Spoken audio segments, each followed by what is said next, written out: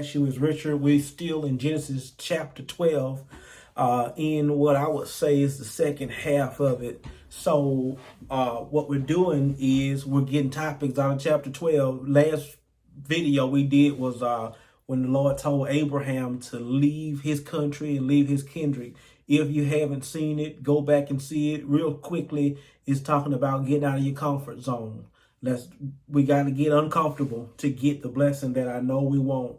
A lot of times we play it safe, and playing it safe will rob you of where you really want to go. So go ahead, and if you're going to school, you may say, well, I'll get me a degree in basket weaving. I know I can do that. Well, go ahead and ask the Holy Spirit, hey, God, what do I need to do? And God might say you need to be a lawyer, go be a doctor, go be a nurse. So go ahead and up the ante a little bit. Go ahead and take it up a notch and believe God. He'll take you through it, all right? That's what we talked about last week. This week, Abraham and Sarah went to Egypt. Now, I'm going to tell you the quick story. But anyway, it kind of picks up in Genesis chapter 12, verse 10. But anyway, there was a famine in the land, and so Abraham was forced to move, which that'll preach all by itself. Sometime when you run out of, when a place dry up, then you need to leave. Some of our jobs, it's dried up. It's time to go.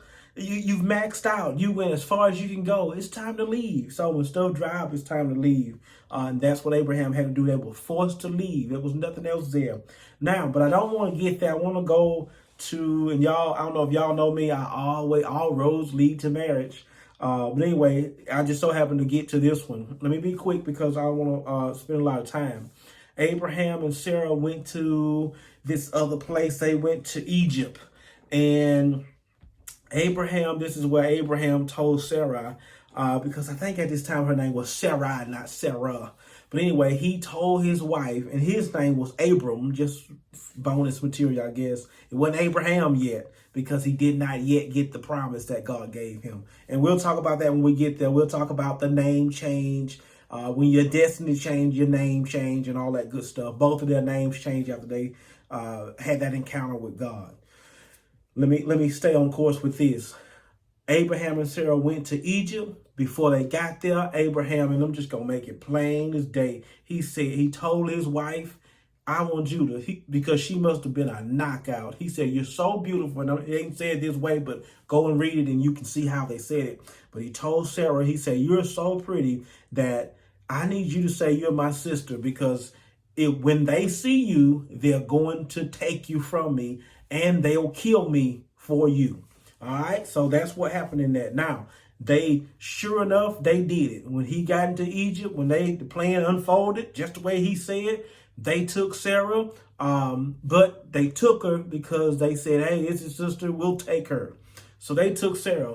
But when they took Sarah, if you look at verse 17, it says, but the Lord, I'm reading a New Living Translation. It says, but the Lord sent terrible plagues upon Pharaoh and his household because of Sarai, Abraham's wife.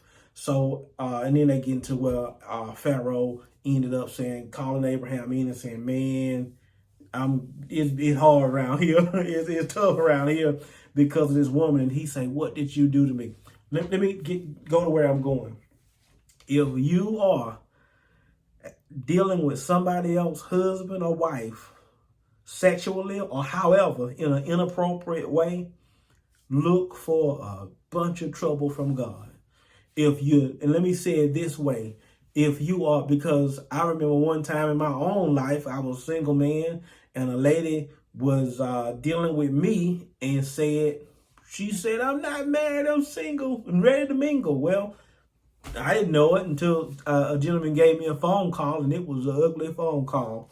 Anyway, so that's why I'm saying it this way. If you are knowingly dealing with somebody else's mate, spouse, in a way that you know you're not, and don't get dumb on me now, because some people say, well, golly gee, I don't know what I'm doing. I don't know how you're supposed to carry on. You know what's right and what's wrong, because the Bible say that God put the 10 commandments on our heart. So, and then it's just some stuff you know is wrong. Come on, don't act dumb on me. I'm not even going to waste a bunch of time talking about knowing right and wrong. 5-year-olds know what's right and wrong. In any event, if you're dealing with somebody, I'm going to make this video real short. If you're dealing with somebody else's spouse, you had better end it. Not in a little while, immediately. Like if you just see this video, when you get through the video, call them and say, hey, we're done. When these gentlemen dealt with Sarah, and let's be honest, Abraham didn't say who she was. He didn't announce that she was his wife. But do you see how God responded to this foul relationship, to this foul behavior?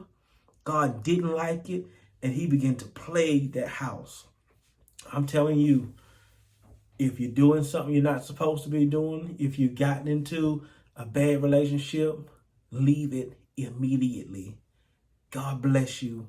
I'll see you next time. That's all I got.